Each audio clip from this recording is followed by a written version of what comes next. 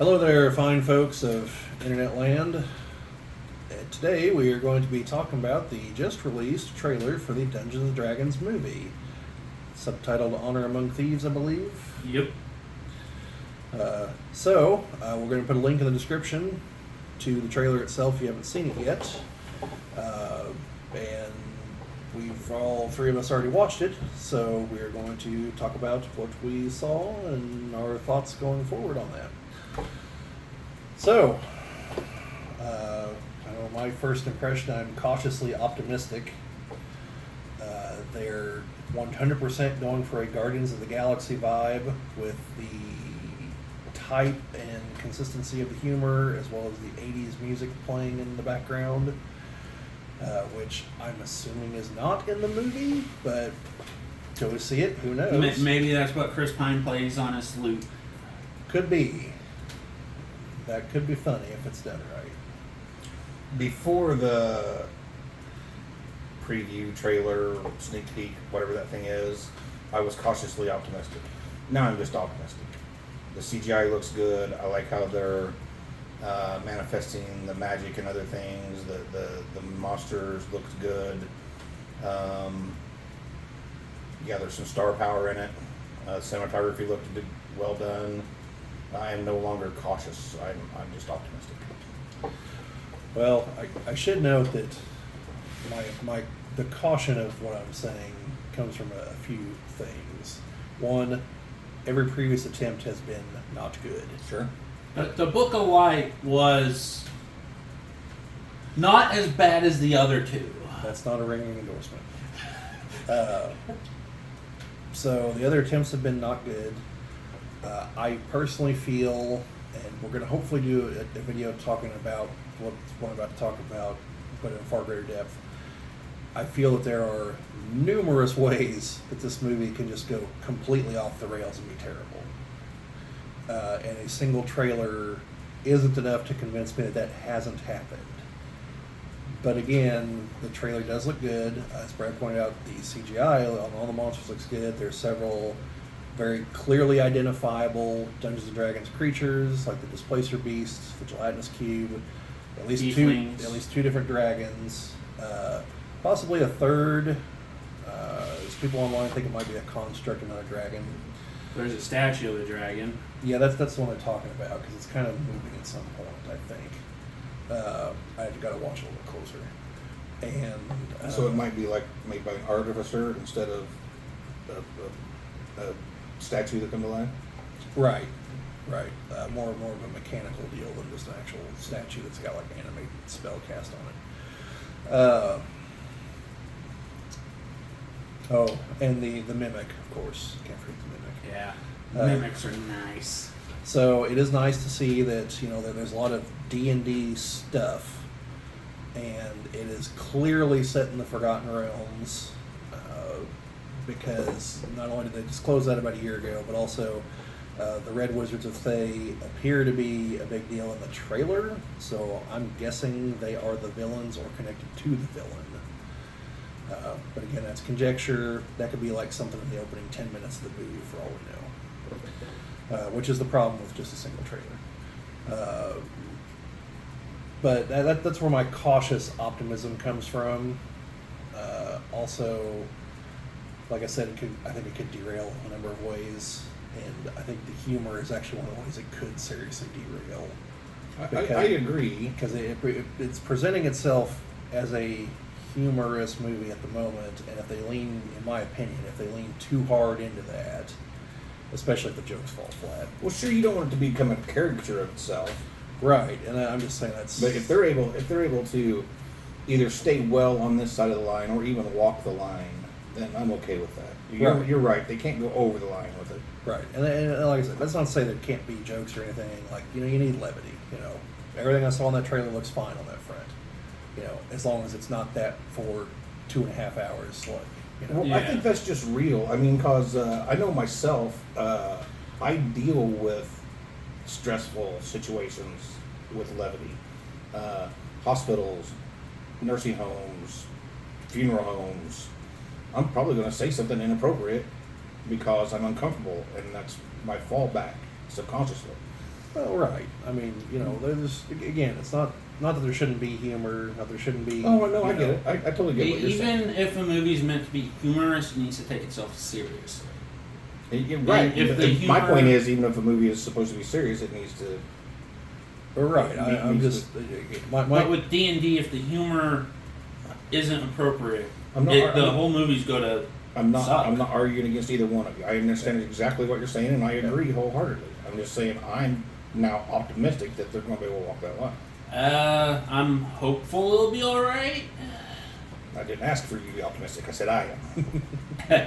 No, it's just like that's right, folks. We are allowed to have differences of opinion. yes. Well, no, I mean I'm going to cancel him. I don't know what this is. This is 2022. I don't know what you're talking about.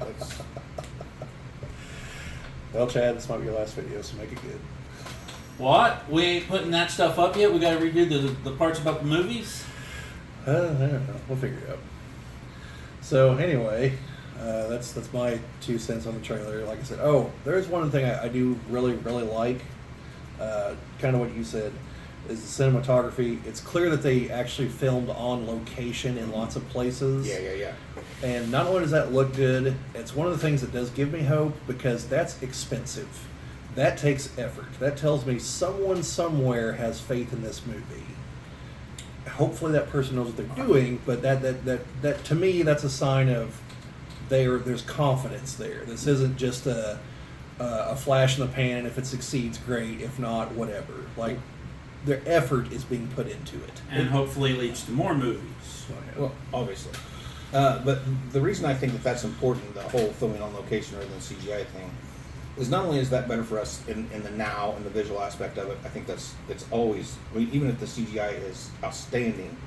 Yeah, because technology is going to constantly move forward. There will come a point where it will somehow look dated, but Right, well, that's but not hitting what the I'm hills saying. and ice and everything Yeah, won't. Right. Well, what I'm saying is, when you film on location, and you build villages, and you build structures, and you go out of your way to put the actors and the production team in that environment, I believe that you're going to get a better performance and a better final product from that. Oh yeah, Like Yeah. Wheel of Time. Wheel of Time built that village just to tear it apart.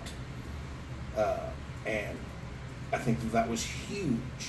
You know, the filming on location, and then the real buildings, and the fact that, you know, you could see what was there and what was gone now. I think that it does a lot better job of putting the actors into the right space, right. as opposed to just doing it in front of a green screen, Right. and that makes the end product better for us all in all. Because they're already having to pretend a lot just to be in the role, having to pretend to also be someplace else and act against something that's not there. Yeah, it's not every actor can do that. So, I mean, you still may have to act against a black dragon that's swooping in and spewing acid across the battlefield, but you're on that battlefield. You're not just in an airplane hangar with green walls. I mean, it's just better. Well, some movies can do good with the green screen. Sure. Speed Racer, I believe, was actually a good movie. It's not great. You watch the old cartoons. Yeah. It went with that feel. Okay, that's It great. didn't go with a modern great movie. It went with we're capturing the spirit of the anime and all. Yeah. I didn't watch it look terrible on the trailers. But It did good with nothing but green screen, pretty much. Okay. Because there's no way they got that movie by building sets. Oh no. Way too much neon. Yeah, I mean it's doable. But most movies actually benefit by having practical props. Right. Well, yeah. There's some. Even with Beowulf, the one where it's pretty much CGI, and they just did motion capture, Yeah. they had practical stuff to work with. Yeah. That the motion capture lasers could actually work through. So they didn't have to, pretend here's a turkey leg. Here's something that is supposed to be a turkey leg. So, any other thoughts on the trailer in general? it makes me hopeful that they're not just going to do a cash grab. Because, like you guys said, there is effort put into it so far. Practical sets, good CGI, even in the trailer. Trailer shows they actually did a little bit of research. The Red Wizards of Thieves, they're bald. They got their tattoos. They have more than just red and gold dragons breathing fire. Because you see right in the trailer a black dragon breathing acid. Yeah. I do have one minor nitpick on the Red Wizards. Oh, And this is an insanely minor nitpick. This is not anything that's you're not gonna see me in a later video like, oh, the movie sucked because of this. Like, no, this is just an aesthetic thing. They're too pale. They're supposed to look like they are approximately of a Middle Eastern, North African descent, because they are literally descended from people from Egypt. That's their backstory. And to my mind, they're too pale in appearance for that. But we might find out they're undead or something. But to my mind, the Red Wizards are supposed to have more of a dusky appearance. the ones we saw, that's the impression I got, that they were a lich. Yeah, I mean, Or undead of some sort. They could be. There could be a million reasons to be. And like I said, that's just this super minor nitpick. I'm not one of those people that's going to sit here and go into the. You're not mad that the druid turned into an owlbear? Yes, I'm not gonna say anything about that on a negative front, because Just got to be the right archetype and the right level. no, it's a monstrosity. It's a monstrosity. It's not an animal. No. That's by the rules that shouldn't work, and that's what I'm saying. I'm not going to complain about that because not everything's going to be translated 100%, and I'm not complaining about the things. It's an observation. Just I would have gone differently with it. Is my point. The owlbear thing, to me, that falls under it's a movie. Certain things have to give way to rule of cool as long as it doesn't thoroughly break things from the setting. Owlbear is close enough to bear. Druid shapeshifts into animals. It's all close enough, and it looks cool. It looks way cooler than turning into a regular bear. Plus, now normal people are out there thinking, "Man, what the hell's an owl bear?" Yeah. Because it's stated right there in the trailer. It's something normal folks have never seen. And it was pretty bad. Yeah, I mean, so also, I fully expect Wizards of the Coast to release some kind of supplement for things from the movie to be like, hey, you want to use these things, and there'll be some new subtype for the druid that can do this, or some feat they can take. I would bet money that will happen. So. Or just a route of the rules. Yeah, maybe. So, like I said, those kinds of things, those aren't complaints. Those are observations, okay? Complaints are going to be like if the plot sucks, things like that. A complaint would be if somehow, I don't know, if the trailer had told us point blank that Chris Pine was an orc, but clearly just looked like Chris Pine. Like, that would be a potential issue. Yeah. It's not going to derail the movie for most folks, but for anyone that knows what an orc looks like, that's going to be nagging at you the whole movie. It's going to be a problem. The one thing I will not put up for is Chris Pine lip syncing, though. He's a bard. He's going to have to do his own stuff. I think he will. Yeah. Chris Pine strikes me as the kind of guy that, like, he's the actor you call in when he's fine with being silly, but he can give you a decent enough real performance if you need it. That's where he falls in my spectrum. He can give you a solid performance. I did enjoy him in that role in the Star Trek movies. Yeah. I mean, but he's not afraid to be silly. Sure. Just like Michelle Rodriguez appears to be playing the same role she has played in every movie I've ever seen her in. Well, I mean, that's why you cast her. Aside from, was it Blue Crush? Was she a surfer then? Yeah. Yeah. That's the only movie I've ever seen her in, and maybe I just, because I haven't watched her movies.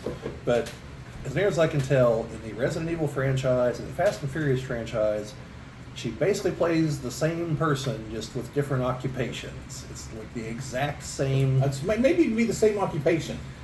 Could be, yeah. And, like, I'm getting the vibe that that's exactly who she'll be playing in this movie, which, as long as they write it correctly, that'll work. If it ain't broke, don't fix it. Yeah, I mean, I don't expect anything more out of her. So, and that's not a dig at her. You know, people are good at what they're good at. You know. Yeah. So that's our thing on the trailer itself. Yeah. Now, we're going to go ahead and cut this video off, but we're going to make another video talking about the macro of the movie and how that interacts with the game and the DPRPG and the genre in general. Yes. So check that one out. And for now, thank you very much. Thanks for watching. Check out the other video. Until next time.